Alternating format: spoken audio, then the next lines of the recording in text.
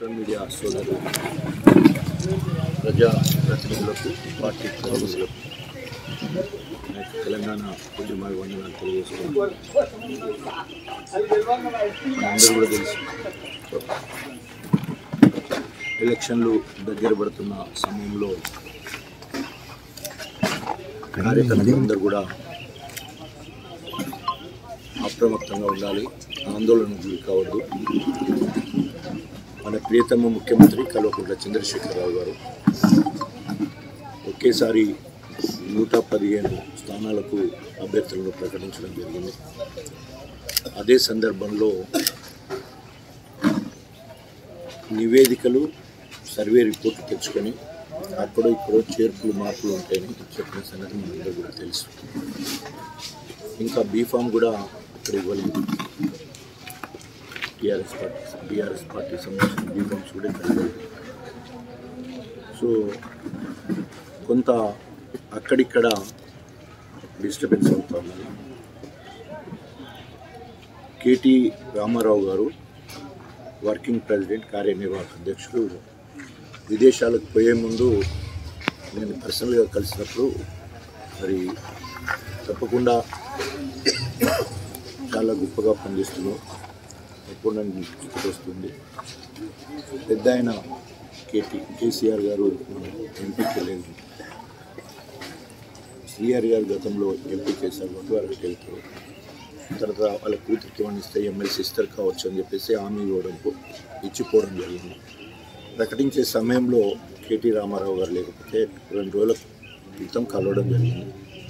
So వారు మళ్ళీ వారు చెప్పిన మాటలను గుర్తు చేసుకుంటూనే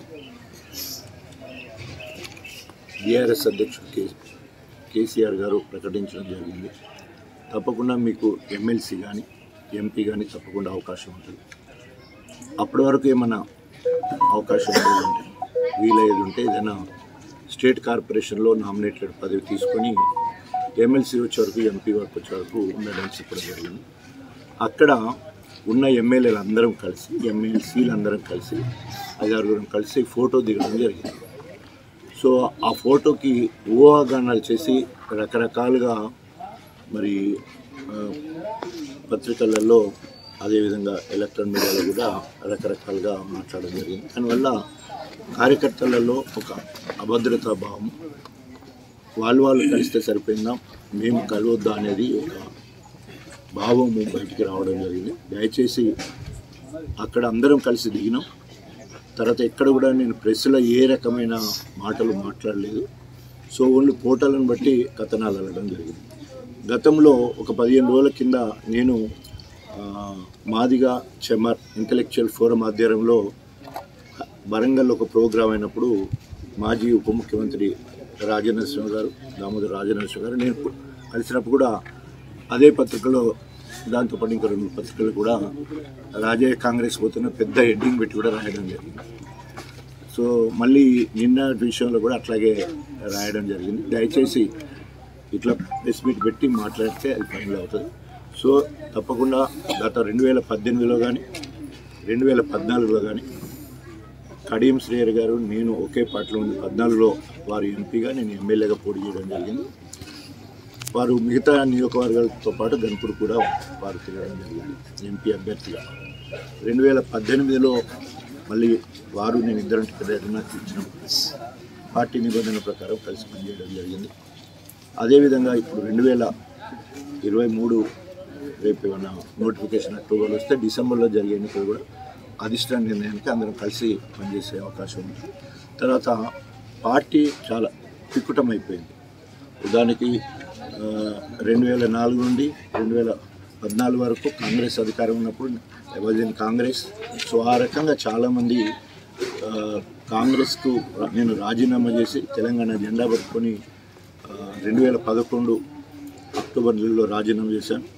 2012 మార్చి ఎలక్షన్లో మళ్ళీ 33,000 మెజార్టీతో గెలిచినప్పుడు చాలామంది కాంగ్రెస్ వాళ్ళు టీఆర్ఎస్ పార్టీలో చేయడం జరిగింది. తర్వాత కొందరు కడియం శ్రీహరి గారు వచ్చినప్పుడు టీడీపీ వాళ్ళు కూడా చేయడం జరిగింది. ఆ రకంగా చాలా వికృతంగా ఉన్నది. పార్టీ అంతా కూడా చాలా గొప్పగా నియోజకవర్గంలో ఉంది. సో తప్పకుండా అభిప్రాయ భేదాలు ఉండొచ్చు, కానీ ఎక్కడ కూడా అభద్రతాభావం ఉండొద్దని నేను కోరుకుంటున్నాను. సో రేపు రాబోయే రోజుల్లో అధిష్టాన నిర్ణయానికి మనం అందరూ కూడా కట్టుబడి ఉందాం. దయచేసి ఒకవేళ కనుక మీకు ఏదైనా ఉన్నప్పుడు డైరెక్ట్గా ఇప్పుడు జనవరి 17 వరకు నేనే ఎమ్మెల్యేగా ఉంటాను.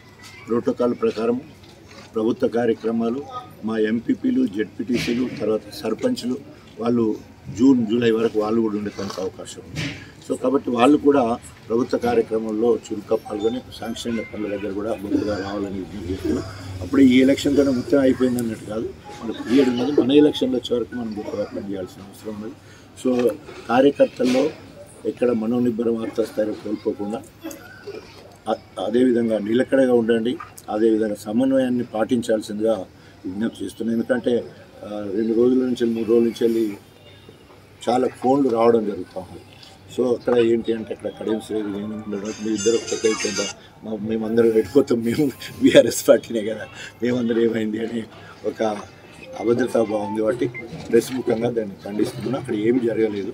సో ఏదున్నా కూడా కేటీఆర్కి నాకు మాత్రమే సంభాషణ జరిగింది. సో వారు వచ్చే హామీ నాకు ఇవ్వడం జరిగింది. తప్పకుండా రాబోయే రోజులు ఇక్కడ సమన్వయం చేయాల్సిన బాధ్యత ఉంది.